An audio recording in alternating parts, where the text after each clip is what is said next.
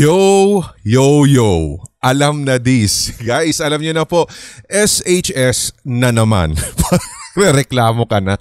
Anyway, maraming salamat channel members, mga silent listeners, regular, solid, HTV positive, YouTube listeners natin. Salamat po dahil naririto ka na naman para maabangan at mapakinggan ang mga kwento ni Yani, si Mel at si Jeannie talaga to. Jeannie as in J-I-N-N-Y o baka Jenny to. Anyway, maraming salamat sa mga senders natin for this episode. Thank you! At sana ang mga sender natin na ito ay nakatikim na rin ng sarap ng hazelnut at butterscotch na kape ni Lola Trinidad. Order ka na sa HTV merch. You are listening to Subscribers Hilakbot Stories, true horror stories submitted by HTV positive listeners.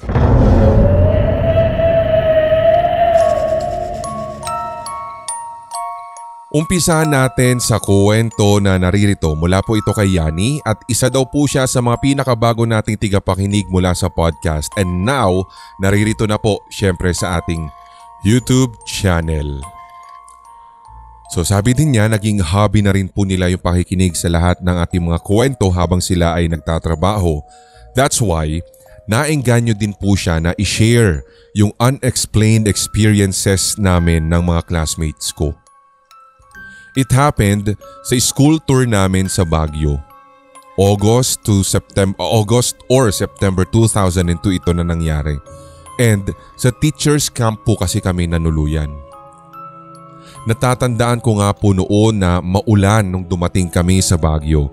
At ang good thing ay inasikaso naman po kasi kami agad ng mga staff at hinatid sa kani-kanilang mga room na amin din pong gagamitin. So, hindi po ito mga tunay na names po nila. Ako, si Joy at si Aiza. Hindi po kasi ako sure if gusto din nilang i-share yung experiences namin kaya ako na po yung nagmaganda. Okay, so kami po yung magkakasama sa room since kami-kami din naman po yung close sa isa't isa. So pagkapili namin ng mga beds namin, ako at si Aiza ay nagpunta sa restroom dahil naiihi na kami. So si Joy ay nagpaiwan sa room dahil pagod daw siya sa biyahe. Kaya iniwan na namin siya na nag-aayos ng gamit sa bed na napili niya. Pagbalik namin sa room, nadatnan namin si Joy na nakaupo doon sa bed na napili ko na malapit sa bintana. Naninigarilyo siya kahit bawal habang siya pa nga ay nakikinig ng music sa kanyang CD player. Paglapit namin, nakita namin na namumutla siya at namumula ang mga mata. Yun bang parang halatang kaiiyak lang? So nagkatinginan kami ni Aiza at tinanong namin si Joy kung ano ang nangyari. At tinuro lamang niya yung bed niya at sabi niya sa amin, meron daw tumabi sa kanya. So ipinagkibit balikat na lang namin yun kasi hindi naman din kami naniniwala sa mga ganun. At kahit si Joy, nagtataka ako dahil hindi naman din siya mapaniwalain sa mga ganito. Sabi ko nga tuloy kay Joy, baka sa pagod lang niya kaya ganun ang parabang guni-guni niya. And then niyaya na namin siya na lumabas ng room upang makapamasyal din sa labas. At nang sa ganun, kumalma na siya at makalimutan kahit papaano yung nangyari. Maghapon din kaming namasyal at bumalik lang din sa teacher's camp bandang maggagabi na para maghapunan at makapagpahinga na. So habang kumakain kami sa dinner hall, narinig namin yung advice ng isang instructor sa class niya na wag na daw kaming lalabas ng room after 10 p.m. So natawa pa nga kami kasi sabi ay may naglalakad daw sa hallway at may hila-hila daw itong kadena. So after nung dinner, nagpunta kami ni na Joy at Aiza sa main hall para sa short debrief ng instructors namin. Bandang 8:30 na yon nung pinabalik na kami sa kanya-kanyang kwarto. So sabay-sabay na rin kaming gumamit ng restroom dahil naaalala namin yung nangyari nung umaga kay Joy. So pagbalik namin sa room, pinagtabi-tabi na lamang namin yung beds namin at si Joy yung nasa gitna. So nagkwentuhan kami bago matulog, nagtakutan pa nga at nahulog pa nga sa bed si Aiza dahil nagdive pa siya galing sa lamesa. Yung switch po kasi nung ilaw sa kwarto namin ay nasa gitna ng kwarto mismo at dun nga ay yung bulb ay nakabitin. Hindi ko na rin po namalayan kung anong oras yun pero nagising ako dahil nilalamig ako at meron akong naririnig na ingay sa labas ng kwarto namin. Hindi naman po ganun kalakas pero maririnig mo talaga yung tunog na parang nagkiklink o yung nagtitimpla ng kape. Sa una ay mahina lamang pero palakas ng palakas na para bang lumalapit talaga sa aming kinalulugaran. Kaya dun na po ako kinabahan. Hihilahin ko na po sana yung kumot ko at magtatalukbong pero dun ko lang naramdaman na walang nakakumot sa akin. Totoo na hindi ako matatakotin, Sir Red, pero hindi ko tinangka na kunin yung kumot sa paanan ko. Hindi ko rin kasi alam kung paano napunta yun dun at hindi po ako malikot matulog. Basta't ang natatandaan ko, bago ako matulog nung gabing yun ay binalot ko yung katawan ko ng kumot dahil nga ang lamig-lamig. Sumiksik ako kina Joy na hindi ko alam nagising din pala at nakikiramdam. Pati rin si Aiza ay nagising din dahil sa ingay. Nagkakasiksikan kaming tatlo talaga e hindi namin alam kung paano nga kami nagkasya sa isang maliit na kumot. Wala din naman kaming pinagsabihan ng experience namin na iyon pero may narinig din po kami na similar na kwento nung naghihintay kami sa main hall nung pauwi na kami sa Maynila.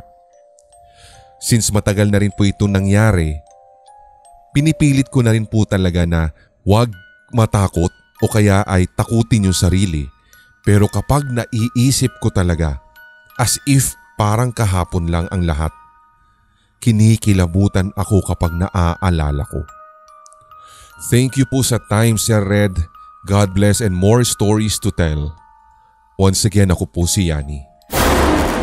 You are listening to Subscribers Hilakbot Stories, true horror stories submitted by HTV Positive listeners. Maraming salamat sa kwentong iyong ibinahagi, si Yani. At alam naman po natin guys, kapag Baguio encounters, Baguio ghost stories, isa na talaga sa sinasabing bida pagdating po dito sa mga lokasyon na believed to be haunted by ghosts of the past, sabi natin ganon, ay ito pong teachers camp. Kung inyo matatandaan, ito po nasa history talaga ito ha. Base na rin syempre nakailang beses na rin po tayo ng pabalik-balik din sa Baguio at isa po yan sa mga napupuntahan talaga natin. Pumupunta lang kami dyan kasi alam nyo na may mga seminar, may mga ganyan for students and yung mga iba pang mga workshop, mga ganyan-ganyan. Alam nyo naman katabi ito nung Laperal, di ba? Yung kinatatakutan ding Laperal White House. Pero ngayon po, ginawa na ito na isang parang fine dining na nga yung datingan na restaurant. Parang high-end restaurant na yan ngayon. But anyway, kahit high-end restaurant po yan guys, hindi nyo matitikman dyan ang kape ni Lola Trinidad.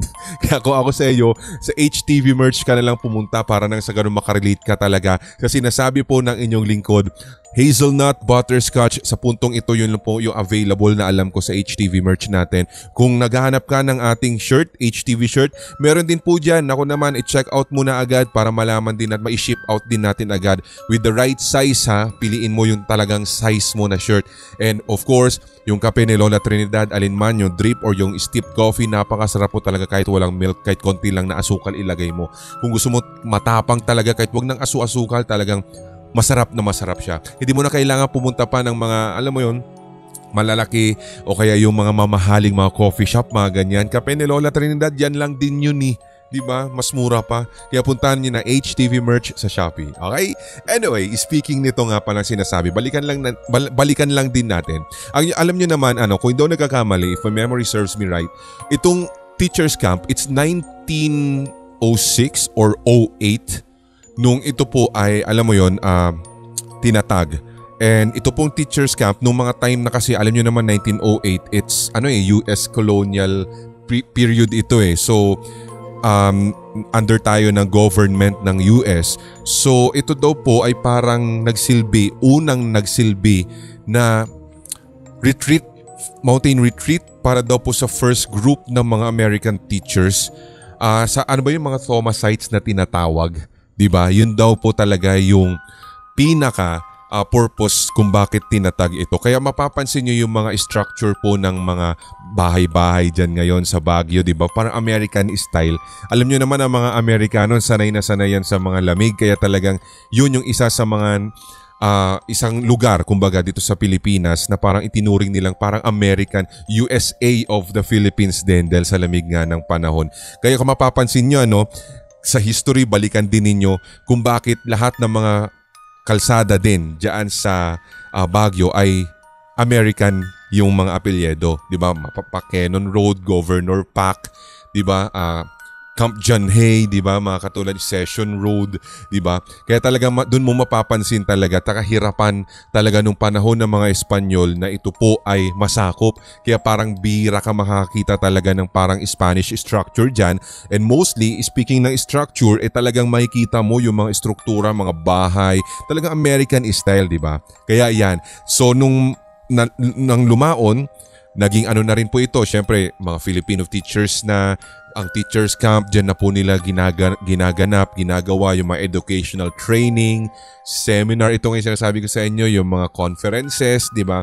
Hanggang sa, yun na, bukod dyan, naging tampulan na rin po ito ng mga, alam mo yun, ng mga katatakutan. Kasi sabi din nila nung mga panahon yan, kasi nung ako din nagtanong din ako nung one time na nagkaroon kami ng seminar or conference po dyan, sinasabi kasi na parang ito ring lugar na ito, bago pa man magkaroon at itayo talaga totally yung teachers camp na alam natin ngayon. Syempre, it's a hill station dati yan na kung saan dito daw po dinadala sa mismong lugar na yan yung mga nagiging casualties o kaya yung mga nasusugatan ng mga panahon ng digmaan.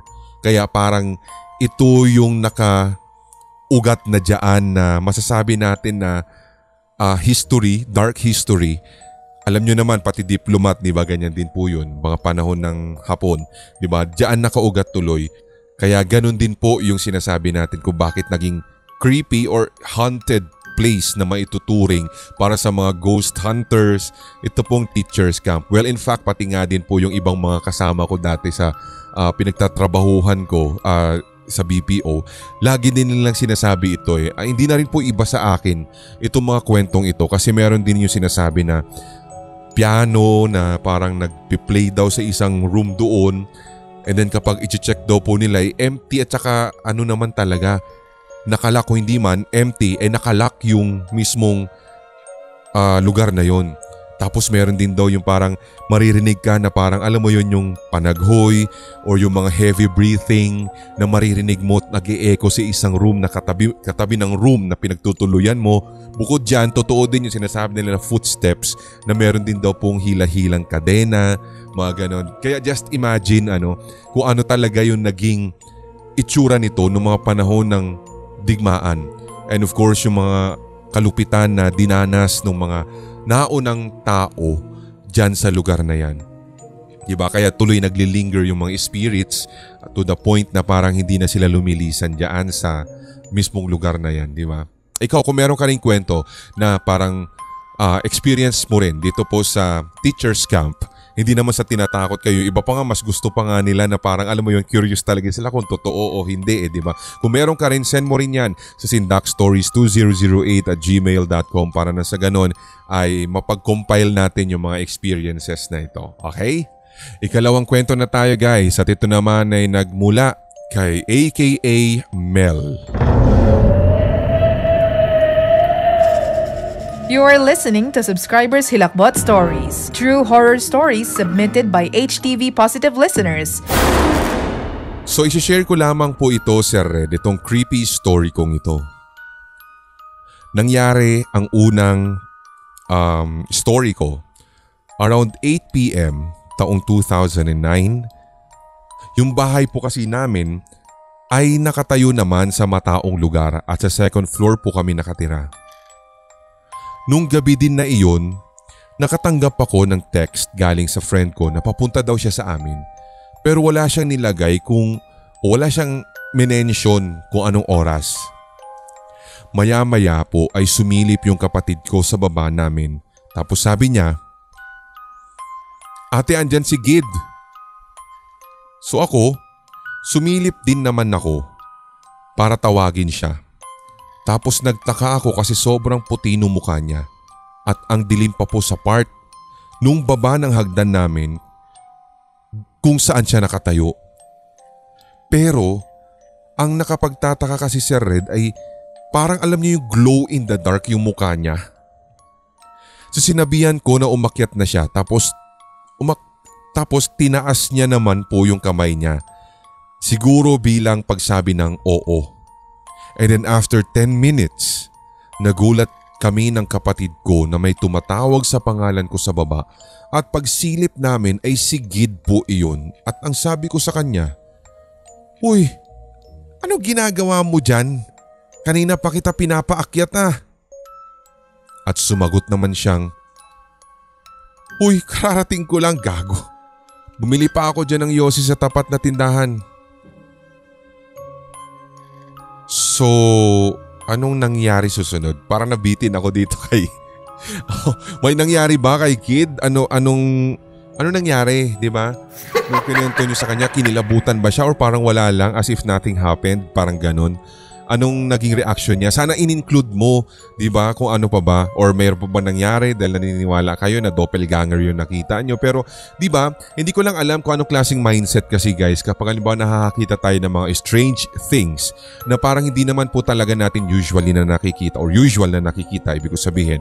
Example, ito, parang glow in the dark daw yung mukha niya, maputi, nasa...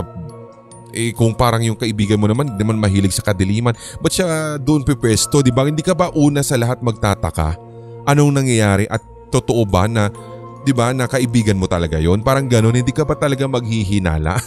Di ba? Parang yun yung unang question kasi, kaya medyo kapag may nagkikwento sa atin ng ganito, parang tuloy confused din ako kung ano pa bang nangyari. Maganda sana dinitalye, di ba, yung after na nakita nila yung... di ba, apparition or kung ano pa man, di ba? But anyway, hintayin na lang natin kasi sabi niya may mga stories pa daw siya. Makamali natin ay dagdag na lamang niya doon. Maraming salamat dito kay Mel. Third and last story naman po natin, ito naman ay nanggaling sa ating Facebook. Si Jeannie po ito. Sabi niya, mula sa ating Hilakbot TV Pinoy Horror Stories. You are listening to Subscribers Hilakbot Stories, true horror stories submitted by HTV Positive listeners. So ito Sir Red ay talagang kapapasok lang na balita. Okay, so kung inyong matatandaan ay nag-send na rin po ako sa inyo ng kwento patungkol po doon sa una naming tinirhan. Meron nga po akong sinabi noon sa first story ko, kung matatandaan ng mga solid talagang nakikinig, na wala na kaming balita doon sa mga next na nag-occupy nung narentahan naming bahay. So wala po sa hinagap na meron kaming masasagap talaga na balita dahil ayon po doon, yung bagong nakatira sa ngayon sa dating house namin ay nakakwentuhan po ni Mama kahapon. So tinanong kasi niya si Mama na kung nung kami daw ba ay nakatira o nung kami pa daw ba yung nakatira sa house, may nararamdaman ba kaming kakaiba? Sapagkat itong bagong nakatira doon, recently ay may nakita daw siyang white lady sa puno ng kamyas, and then nung nakaraang linggo din, yung apo daw niya na 8 years old pa lamang, pag akyat sa kwarto ay bigla na lamang daw pong sumigaw dahil may nakita daw po siyang babaeng nakatayo sa kwarto. So sinagot naman siya ni Mudra na wala kaming nararamdamang kakaiba at wala namang nagpakita sa amin sa bahay na yun nung kami pa ang nakatira. And to think, Sir Red, 5 years kami dun. Which is totoo naman. Kasi nung time na iyon, college student pa ako and I used to wake up ng 2:30 AM para mag-review. At wala din naman talaga ako nararamdaman kahit na ako lamang ang mag-isa sa kwarto. Hanggang sa bigla-bigla ko rin pong naaalala nang minsan na dinala ko yung friend ko sa bahay dahil meron po kaming ginagawang research. Iniwanan ko po siya sa taas ng kwarto o sa kwarto ko sa taas para bumili ng merienda. Nung time na wala ako, meron daw siyang naramdamang kakaiba. Sinabi lang niya sa akin yun nung nakaalis na siya ng bahay. Pero syempre hindi naman ako naniniwala dahil wala naman talaga akong nararamdaman sa bahay na yun. So ibig po pala kayang sabihin nito, Sir Red, na choosy o kaya may pinipili yung mga entity na ito na pagparamdaman o kung kanino sila magpapakita. Kaya kung sakali mang meron pong nakakaalam ng sagot, maaari niyo po sana akong tulungan, sabi niya dito. You are listening to Subscribers Hilakbot Stories, true horror stories submitted by HTV Positive listeners.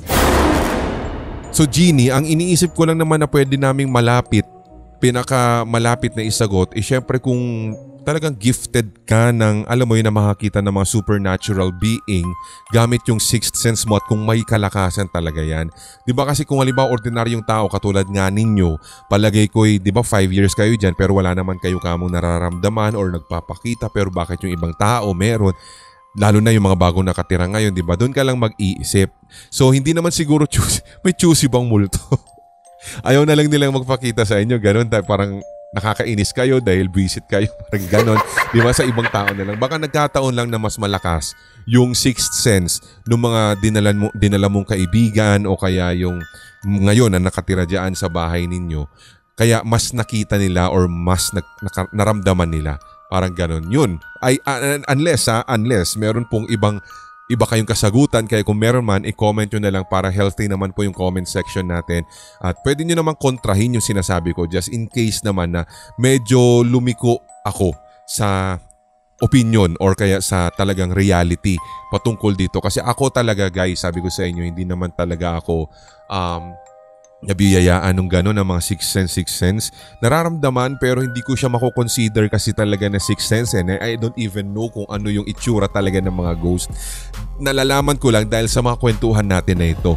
Base na rin sa mga dinedescribe ninyo sa amin dito sa mga kwento sa SHS. So hanggang sa susunod, guys, kung meron ka pa mang mga pwedeng i-include or idugtong na mga kwento na katulad ng inyong mga napakinggan, isend lamang yan sa sindakstories2008@gmail.com. Maraming salamat once again sa lahat na naman ng nakinig. Ako pong muli si Red.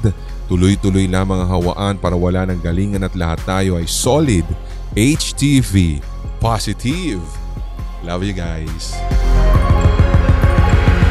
May mga kwentong kababalaghan o mga karanasan kang kahilahilakbot na nagmumulto sa iyong memorya?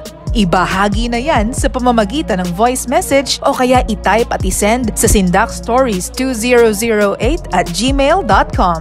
Maaari ring i-private message sa Hilakbot TV Facebook page. Ating pagkwentuhan ang inyong real paranormal experiences kasama si Red. Lunes at Biyernes. Ito ang Subscribers Hilakbot Stories.